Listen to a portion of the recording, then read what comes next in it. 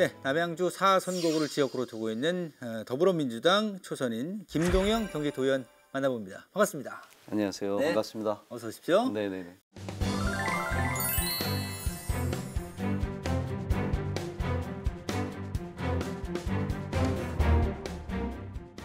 자, 우선 시작하면서 우리 경기도민들하고 또 남양주 지역 구민들에게 인사 한 말씀 해주실까요? 네.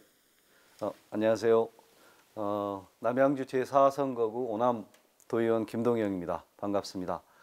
오남 주민 여러분, 여러분들께서 많이 응원해 주시고 성원해 주신 덕분에 지금 이렇게 남양주 울과 오남을 위해서 일할 수 있는 기회를 얻게 되었습니다. 너무 감사합니다.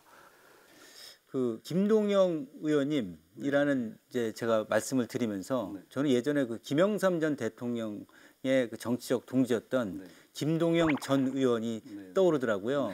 이름이 같아서 주변에서 또 그런 말씀 많이 들으셨을 것 같아요. 이름이 같구나 이러면서. 좌동형 네, 우영우에는 그렇죠. 좀 그런 네. 게 있었죠. 네네. 그래서 조금 인상이 깊다고 얘기하고 네. 그리고 과거에 또 우리 정동영 의원도 있고 아, 그렇죠. 그렇죠. 그래서 예. 그런 DY라는 예, 예. 이름 때문에 네. 좀 그런 에피소드가 좀 있긴 합니다. 네. 자, 그 임기 시작하시고 상당히 바쁜 활동을 지금 계속 하고 계시거든요. 특히 민주당 부대표로도 활동을 하셨는데 아무래도 그 초반에 조금 그 내홍 과정에서 힘드셨을 것 같은데 어떠셨어요? 일단 지역구니까 네. 지역구 관련된 현안에 대해서 좀 파악해야 되니까 그런 부분들도 문제가 있었지만 정책위 민주당 정책위 활동을 하면서 이제 경기도민들을 위한 정책을 이렇게 좀 해야 되니까 파악을 하고 좀 해결 방안을 좀 만들어야 되니까 그런 부분이 좀 바쁘게 좀 움직였던 것 같습니다. 열심히 활동을 하셨고 의욕적으로 지금 임기 초반을 소화하고 계신데요. 어떠십니까? 지금 뭐 의원님들하고는 이렇게 뭐 직책도 있으시고 하다 보니까 많이 친해지셨을 것 같은데. 대표단으로 활동하면서 우리 민주당 그 대표단에서 저희가 당선되자마자 네. 많은 이 소통 기회를 좀 많이 만들어 주셨어요. 네. 그러니까 워크숍도 하고 그리고 의원총회도 상당히 좀 많이 하고요.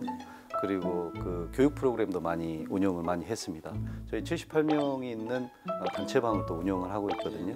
거기에서도 활발하게 소통이 이루어지고 있습니다. 민주당에 있는 뭐 재선 3선 의원님들께서도 초선 의원들을 위해서 멘토 활동을 저는 잘 해주시고 있다고 생각합니다.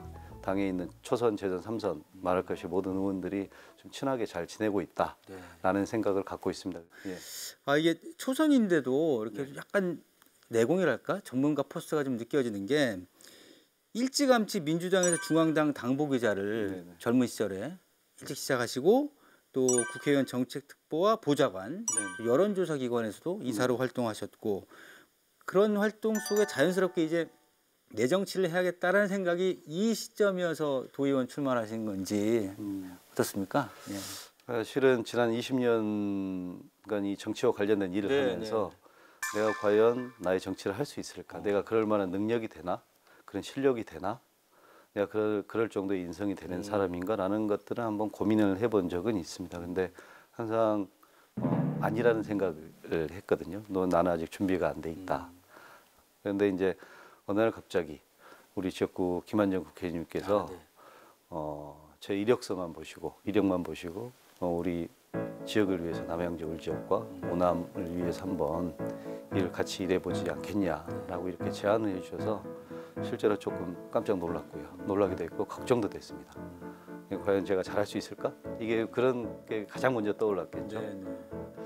뜻하지 않게 돼서 하지만 제가 그동안 20년 동안 갈고 닦아왔던 그런 경험과 그 실력과 능력들 이제 오남 주민들과 또 이제 경기도민들을 위해서 잘 쓰일 수 있도록 제가 열심히 앞으로 노력하겠습니다. 그 앞서 이렇게 몇 가지 말씀을 드렸잖아요. 예전 그 경력들을 보좌진 역할을 좀 오래 하셨기 때문에 선거도 많이 치르셨잖아요. 예. 아무래도 이제 본인의 선거를 이번에 치르셔서 느낌은 많이 달랐겠죠. 제가 이제 20년 동안에는 그러니까 정치 관련된 일을 한 게 20년이거든요. 그 중에서 4번의 대선 그리고 이제 뭐 서울시장 선거, 그다음 전남도지사 선거, 뭐 다른 광역단체장 선거도 많이 하고 국회의원 선거도 많이 해봤습니다. 근데 제 선거는 처음이었거든요. 하면서 내가 오늘 무슨 일을 했나, 또 앞으로 뭘 해야 되지? 이런 생각들도 이제 거의 안 떠오르던 생각이었어요. 네. 답이 없었으니까. 왜냐하면 준비한 시간이 짧았기 때문에 최대한 빨리 이렇게 결정을 내려야 되는 순간이 많아서 그런 부분이 좀 힘들었습니다. 그럼에도 불구하고 이제 우리 김한정 의원님이나 또 이제 지역에 계시는 분들이 그리고 또 제가 제일 사랑하는 사람이 옆에서 많이 도와줬기 때문에 하나 더 빠지지 않고 이렇게 선거를 잘 치러낼 수 있었다고 생각을 합니다. 예. 그동안 이제 정치계에 계시면서 그래도 하나의 어떤 그 멘토랄까요? 이렇게 좀 생각하시는 모델 그런 분들 있으셨을 것 같아요. 김한정 의원도 계시겠지만. 네네네. 네. 저는 그 정치는 진실된 마음으로 절실하고 성실하게 해야 된다. 나는 이런 말씀을 제일 좋아합니다. 네. 그 이제 우리 이해찬 전 총리께서 항상 하시던 말씀이거든요. 제가 제일 좋아하는 말이고 얼마 전 또 우리 김한정 의원님께서도 거의 비슷한 말씀을 하셨어요. 거의 똑같은 말씀을. 정치를 하면서 손해 볼 줄도 알아야 된다. 손해 볼 줄도 알면서 성실하고 진실되게 일을 해야 된다라고 얘기를 하시고 저는 이 두 분의 이 말씀을 이제 좀 가슴 깊이 가지면서 좀 의정 활동을 하려고 생각하고 있습니다.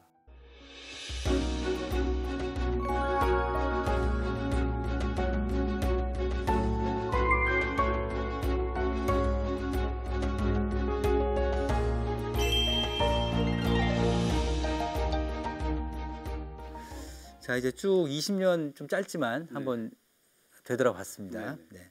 남양주시도 지금 워낙에 현안이 많습니다. 정책 전문가시기 때문에 이제 오남읍의 주민들도 기대가 클 텐데 일단 어떤 현안들이 좀 분포되어 있습니까?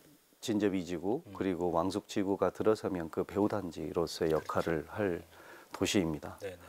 지금 남양주는 이제 지금 현재 인구가 78만 명이거든요. 네. 앞으로 이제 100만 명으로 이제 증가할 텐데 근데 가장 큰 문제는 난개발에 대한 문제인 거죠. 그동안 난개발이 많이 되어 왔던 부분입니다. 최근 얼마 전에 우리 오남 지역에 그 폐식용유 처리업체가 들어온다는 얘기가 있었어요. 그래서 우리 주민들께서 굉장히 그 불안해하셨습니다. 예.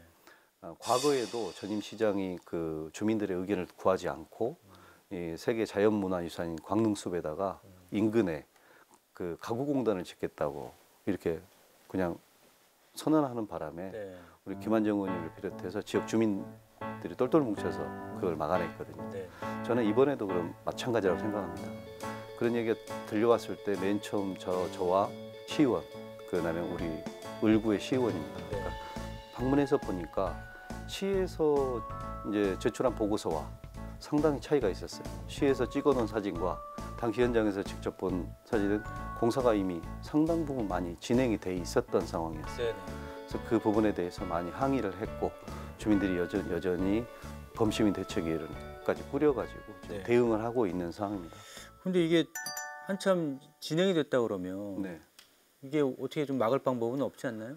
그래서 저희들이 주민 의견서를 계속해서 제출을 하고요. 저희들도 김한정 의원님과 비롯해서 저희 시도원 전체적으로 남양주 을 지역위원회 명의로 반대 성명서도 저희가 채택을 해가지고 의견서 제출하고요.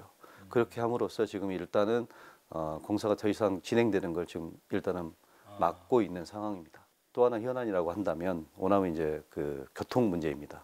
그래서 약간 읍이라고 하니까 오남읍입니다. 오남읍이니까 여기저기 그 다른 다산이라든가 다른 별내 신도시에 비해서 교통이라든가 이런 부분이 아직 열악한 상황이거든요.